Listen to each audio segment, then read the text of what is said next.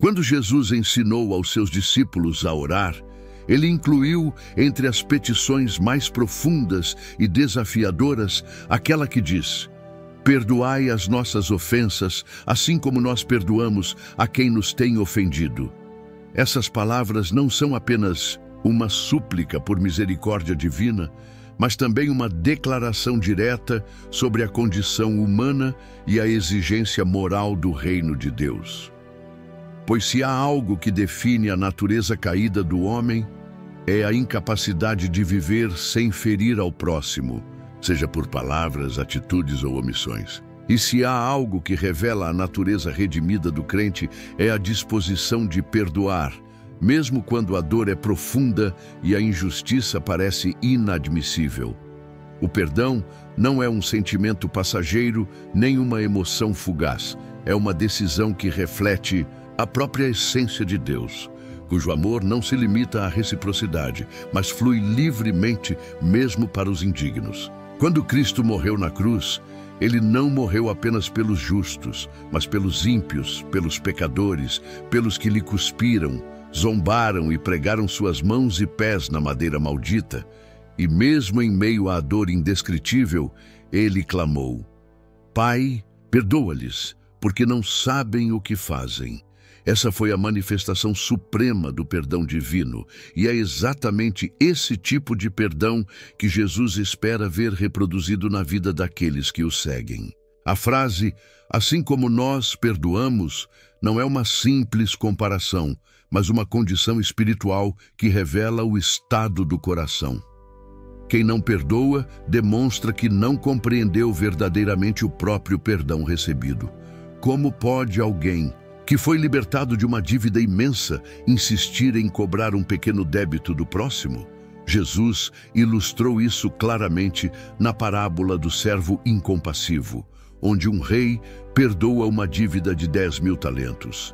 Mas o mesmo servo recusa-se a perdoar 100 denários de seu companheiro.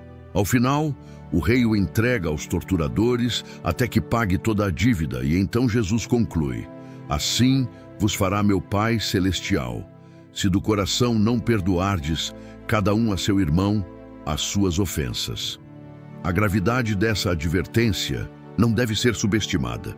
Perdoar não é opcional na vida cristã, é um mandamento, é uma evidência visível da salvação.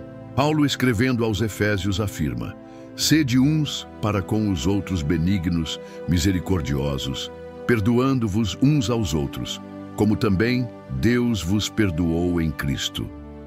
A relação entre o perdão humano e o divino é inseparável. Não se pode esperar graça de Deus enquanto se nega graça ao próximo.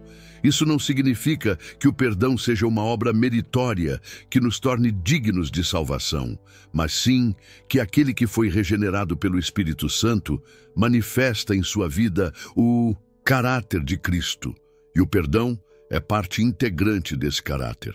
O apóstolo Pedro certa vez perguntou a Jesus quantas vezes deveria perdoar alguém que o ofendesse, sugerindo 7 vezes, talvez achando que já estava sendo generoso. Mas Jesus respondeu: não te digo que até 7 vezes, mas até 70 vezes 7. Em outras palavras, o perdão não deve ter limite, pois é um estilo de vida. Devemos estar dispostos a perdoar sempre, repetidamente, mesmo quando a mesma pessoa volta a nos magoar. Isso é contrário à natureza carnal, mas plenamente alinhado com a nova natureza em Cristo. O perdão é difícil, muitas vezes doloroso, mas é também libertador. Guardar mágoa é como beber veneno e esperar que o outro morra. É um fardo que corrói a alma e escraviza o coração. Por isso, Jesus não apenas ordena o perdão, ele oferece a liberdade que ele traz. O perdão não depende da merecida reparação do ofensor, mas da disposição do ofendido em liberar o peso emocional e entregar a causa nas mãos de Deus. Davi, em seu sofrimento, declarou: ao Senhor pertence a vingança, ele retribuirá. Aprendemos com isso que não precisamos tomar a justiça em nossas próprias mãos, pois Deus é justo e tudo fará certo no tempo determinado. Portanto, perdoar é um ato de fé. É confiar que Deus governa todas as coisas, que Ele é soberano sobre as ofensas e que mesmo quando o mal parece prevalecer, Ele está no controle. Na história da humanidade, nenhum exemplo melhor retrata isso do que José do Egito. Traído por seus irmãos, vendido como escravo, injustamente preso e esquecido por anos, ele poderia facilmente ter nutrido ódio e buscado vingança. Mas quando finalmente se revelou a eles, disse: "Vocês planejaram o mal contra mim, mas Deus o transformou em bem." José não só perdoou, como cuidou de seus irmãos e os sustentou em tempo de fome. Esse é o poder do perdão genuíno. Não apaga o passado, mas dá sentido ao presente e promove restauração. No Novo Testamento, Tiago escreve: "A misericórdia triunfa sobre o juízo, mostrando que o perdão não é fraqueza, mas força. É o caminho da graça, o método de Deus para restaurar relacionamentos, curar feridas e edificar o corpo de Cristo." Quando perdoamos, estamos refletindo a imagem de Cristo e cooperando com o Espírito Santo em sua obra de santificação. O perdão não significa necessariamente reconciliação imediata ou restabelecimento completo da confiança, mas significa que decidimos não alimentar a ira, não desejar mal ao outro e orar por aqueles que nos perseguem. Jesus foi claro ao dizer: "Amem os seus inimigos, façam o bem aos que os odeiam, bendigam os que os maldizem e orem por aqueles que os maltratam." Isso vai além do perdão. É amor incondicional.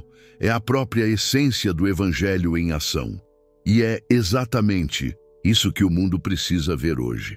Em um mundo marcado por conflitos, divisões, ofensas e ressentimentos, a Igreja é chamada a ser a voz do perdão. Um povo que, mesmo ferido, escolhe amar, que, mesmo traído, escolhe estender a mão, que, mesmo injustiçado, escolhe confiar em Deus. O perdão não é fácil, mas é possível pela graça de Cristo. Ninguém consegue perdoar por si mesmo com suas próprias forças. Só quem tem o coração transformado pelo Evangelho pode viver essa realidade. E quando vivemos isso, damos testemunho do poder do Evangelho. A oração do Pai Nosso nos lembra diariamente de nossa necessidade constante de arrependimento e de nosso dever de perdoar. Cada vez que pronunciamos as palavras "perdoai as nossas ofensas, assim como nós perdoamos a quem nos tem ofendido", somos confrontados com a realidade de nosso próprio coração.